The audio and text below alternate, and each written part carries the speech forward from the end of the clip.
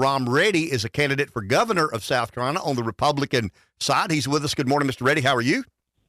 Good morning, sir. How are you? So what have you learned? I mean, you were kind of an outsider looking in when we spoke last. Now you're officially a candidate. What have you learned about running for office that was unique or different than what you thought it would be, Mr. Reddy? Yes, it's not any. It's not that I thought it's going to be different, but it's all running for office now is all about slogans, one-word answers. You know, the ruling class has mastered this thing of just telling people things that they know they cannot deliver, but they say it anyway. You know, so all of these people, there's what 4 or 5 of them on the ruling class lane. And I simply say, you're making all these promises. Why haven't you done it? Why have you not done anything yet? And you keep making the same promises over and over again. So what's happening is people are becoming cynical. They hear these politicians and they're cynical. The second thing I've learned, which honestly I did not know until maybe a month ago, is the role of dark money in South Carolina politics. South Carolina has the worst disclosure laws, 40 out of 50 in the nation. And so, you know, these PACs donate large amounts of money to these candidates, and they don't have to disclose the source donation, who donated to the PAC. So for the voter, it's like a blind date. You vote for someone, and you have no idea who bought and paid for them. And when I say who bought and paid for them, I'm talking, 60, 70% of their money coming from these dark sources, and you have no idea. So that was a revelation to me. I somehow thought that was somehow regulated, but apparently it's not. The Supreme Court said, well, you know, candidates can get unlimited amounts of money from these political advocacy groups because it's a free speech issue, but the state can regulate disclosures, and we've chosen not to. Is it fair to say that part of your sales pitch to South Carolina is, because we get caught up in, we're the fastest growing state in America. We went from 3.5 to 5.5 million. It sounds to me like you're saying, yeah, but we have failed miserably to address the fundamental issues that will challenge the state as it grows at a rate South Carolina grows. I don't want to put words in your mouth, but I hear kind of from a businessman's perspective, things we need to really do better to accommodate the growth that is coming our way. Well, first of all, I don't like that type of growth. I think growth when people move here and create jobs, that's one type of growth. The type of growth you're getting is growth from the blue states, the California, the New York. They all are moving in here in droves, and they're working remotely. They don't bring anything to it. They all get this homestead exemption, which means we're subsidizing their property taxes. So we're incentivizing people to come here through essentially tax breaks. And what's happening is this is a deep red state, and it's run like a blue state. So if we keep doing this, we're going to become a blue state. Our taxes are the highest in the nation in a red state, income tax. Property taxes are a life sentence. Then we got all the other taxes, you know, gas tax, sales tax, whatever. And then the question is, what are we doing with this? Well, our spending has doubled. Government spending has doubled in the last 10 years. And this is the state spending. And the local spending said, well, if you can do it, I can do it too. So they've doubled their spending, which directly impacts property taxes. And what are the results for this? Education, 42 out of 50. Roads, bottom 5. Median family income, bottom 8. Violent crime, top 10. So is this really a good investment, or should we be giving the money back to the people? And so what I've said is money and power has slowly transferred from the citizen to the government. Government has completely misused it, not gotten any results. They just keep talking about all these slogans. It's time to give it back.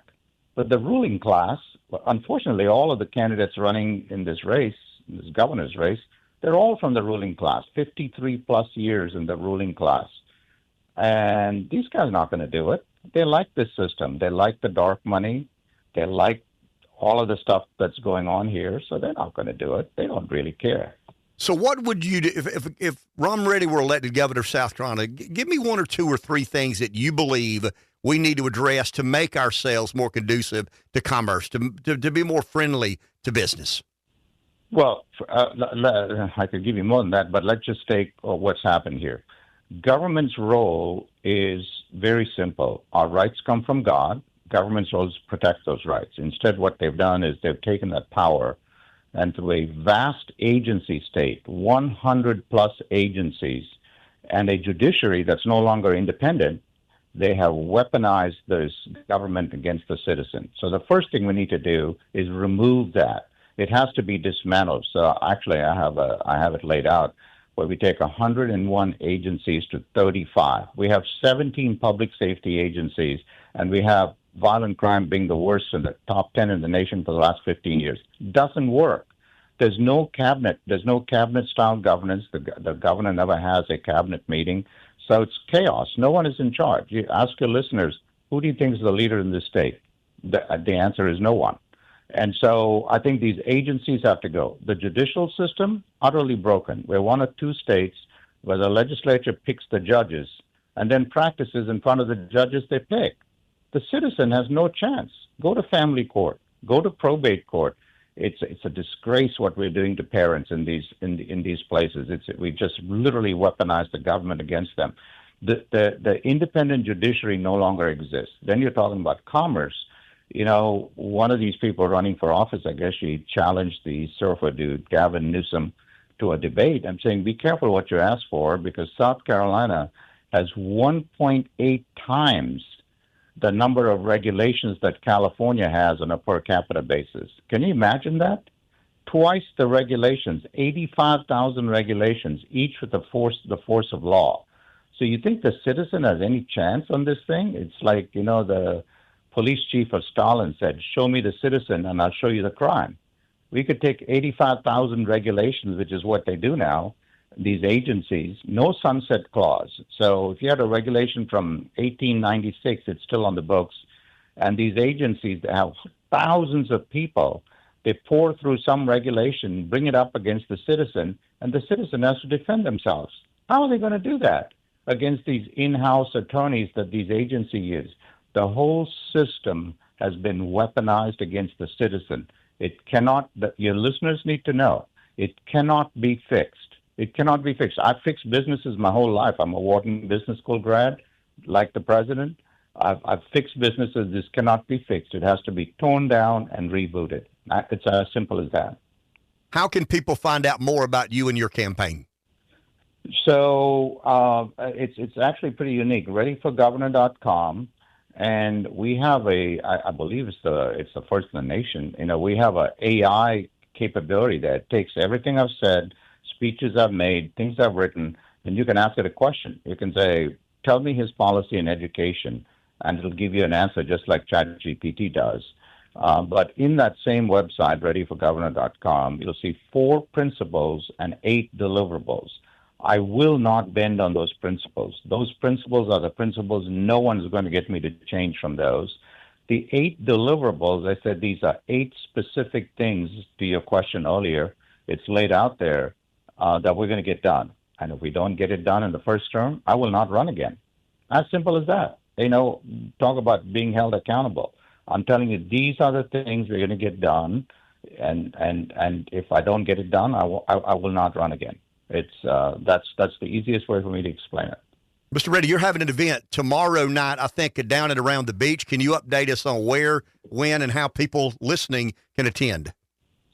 Yes. So it is at Callie Baker's Firehouse and Grill in Myrtle Beach. We're going to be there. We love Horry County, although it's a hotbed of corruption out there. But it's Callie Baker's Firehouse and Grill. And we're going to have so much fun. It's just going to be interactive. I'm going to talk a lot of the same things I talked about today. It's people are going to be able to ask questions. No limitations on questions. You can ask anything you want. We don't do what the ruling class does, which is try to manage the agenda. And it'll be a lot of fun. I think encourage people to attend. It's at 6 p.m. tomorrow. Callie Baker's Firehouse and Grill. Okay. Thank you very much for your time. Have a great day, and good luck on the campaign trail.